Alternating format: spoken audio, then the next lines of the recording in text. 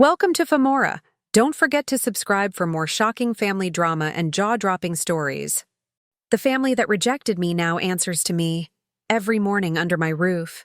I still remember the rain on the windshield, the wipers dragging like tired arms.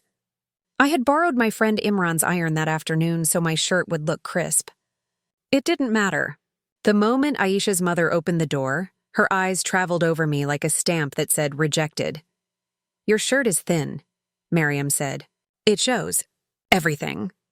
Her father Kareem didn't invite me to sit. He stood by the mantel, all trophies and gold frames. "So," he said, "future plans?" "I work the front desk at the Crescent Hotel," I said. "I'm saving for business school." He laughed once. "Front desk. You smile and hand out keys." "I learn more than keys," I said softly. Dinner was quiet and sharp. Mariam corrected my fork. Kareem corrected my dreams. Aisha kept squeezing my knee under the table, like she was trying to keep me from falling through. When I helped with dishes, Mariam took the plate from my hands. "You can leave it," she said. It felt like she was saying leave. In the hall, Aisha spoke without looking at me. "They don't think you're good enough for our family." I swallowed hard. "And you?" She flinched. "Blood comes first." The driver pulled up. Kareem put a hand on Aisha's shoulder, steering her past me like a piece of furniture. I stood in the rain and watched the taillights vanish. My phone buzzed. "Imran, how'd it go?" "They said I'm not good enough," I typed. Then I deleted the words and wrote, "I need a double shift." I walked home soaked and humming with shame. Inside the tiny room I rented, I stared at the ceiling and made a quiet promise. One day, no one would open a door and measure me like a mistake. Heartbreak didn't shout. It pressed on my chest every morning. I turned it into hours.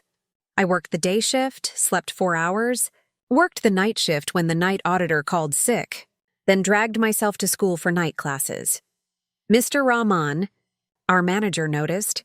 "You keep showing up," he said. "But are you learning?" "I am," I said. How to listen when guests are angry. How to fix a leaking faucet when maintenance is late. How to smell a lie in a vendor's invoice? He smiled. "Good, don't just check guests in. Study why they choose us." He took me upstairs to the roof and pointed at the city. "Hotels are stories," he said. "People come here to feel seen. If you learn to see them, you'll own more than rooms." Imran kept me alive. He brought noodles at midnight and passed papers at dawn. "Give me your ugly drafts," he said. "I'll rip them up." He did. Then he helped me put them back together. I applied to a small business program, got in, and learned to speak about margins without flinching. Then Mr. Rahman's chair stayed empty. A stroke. He left me a notebook full of scribbles and a letter that made my throat burn. Don't just dream of owning a hotel. Build one. Start small, earn trust, stack it. I pitched investors and collected no's like coins. Finally, a community lender said yes to a small loan if I took over a failing beach inn. 20 rooms. Peeling paint. Bad reviews. The owner shrugged. "If you can save it, it's yours to buy in 3 years. I shook his hand. "I will." The inn's curtains smelled like salt and old cigarettes. The staff was one exhausted housekeeper and a handyman who quit the first week. I slept in the office on a fold-out chair and promised the sea I would earn the sunrise. I learned where the pipes gasped. I knew which room had a window that stuck unless you whispered to it. I bought linen secondhand, then ironed it flat, one sheet after another until my wrists ached. I painted at night with podcasts in my ears and Mr. Rahman's notebook open, lines underlined twice. Apologize fast. Fix faster. Remember names, guests noticed. I walked luggage up when the elevator died and left local cookies with handwritten notes. I mapped the wind so breakfast never blew away.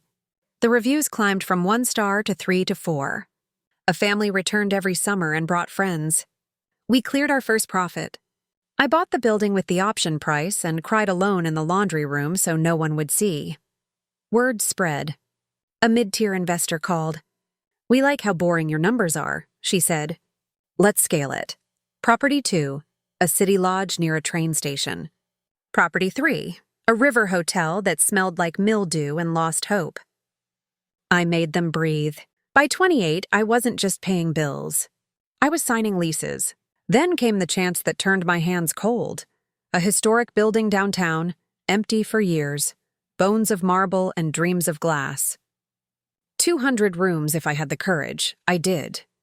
We gutted, we built, we hung chandeliers that threw light like water.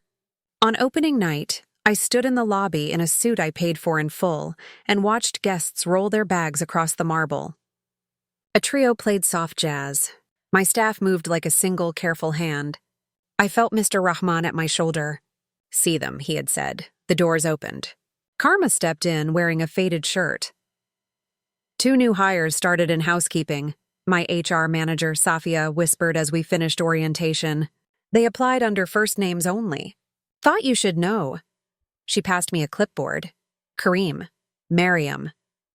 My stomach tightened. For a second, the marble turned back into rain.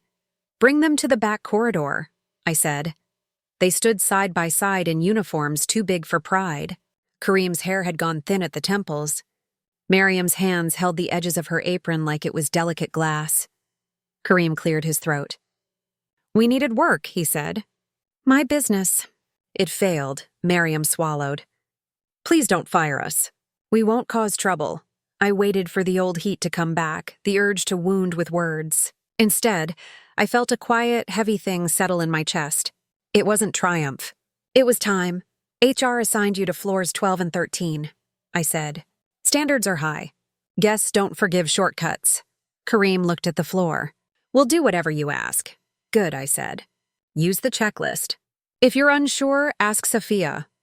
Mariam lifted her eyes for the first time. They were tired. "I was unkind to you," she whispered. "Yes," I said. "I'm sorry." The word landed like a small stone. It didn't heal anything. It just existed. "Do your jobs," I said. "That's all." They nodded like the nod meant water. That evening, I stood in the presidential suite's quiet and looked out at the city I had earned. The rain had come and gone. The windows showed a sky the color of steel. I could see the pool deck lights glowing like patient stars. I thought of the driver's car sliding away, of Aisha's fingers digging into my knee under a table weighted with silver, of the words "not good enough" tucked under my tongue like a splinter. Am I good enough now? I asked the empty room. The room did not answer.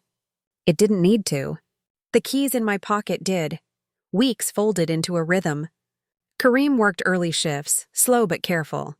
Mariam folded towels until the stacks were square as bricks. They never met my eyes in the hallway. Pride has a way of staring at the floor. One afternoon, Safia knocked on my office door. "There's someone in the lobby asking for you," she said. "She won't sit." Aisha stood under the chandelier with her hands clasped tight. The gold light made her look thinner. She turned when she heard my steps. For a second, our old years flashed between us. Sticky notes on textbooks, cheap coffee at midnight, the song we never finished singing. "I made a mistake," she said. Her voice was small. "I should have chosen you." I looked past her at the front desk. A bell rang. A child laughed as a suitcase slipped and popped back up. The hotel breathed. "No," I said. "You chose correctly. Your parents wanted security. Now they have it, under my roof." Her eyes filled. "Do you hate me?" "I don't have time," I said softly. "Hate takes hours I owe to my staff." She nodded like that was the last thing holding her upright. "I'm sorry," she whispered, and left before the tears fell. That evening, I did the rounds. I greeted a couple celebrating 40 years together. I comped a dessert for a girl who aced her math test. I checked the 12th floor. Sheets tight. Mirrors bright. Miriam's initials on the checklist, neat and small. I found Kareem in the service elevator, holding a vacuum.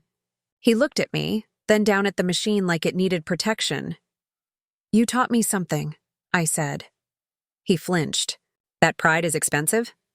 "That my worth is not your verdict," I said. "You don't get to measure me. I measure me." He nodded once. It looked like it hurt. When the lobby quieted, I stood under the chandelier and let the light warm my face. Peace, not joy. Not a victory parade. Just the quiet knowledge that I didn't need to say "I told you so." The uniform said it for me. The payroll did. The keys did. They told me I wasn't good enough.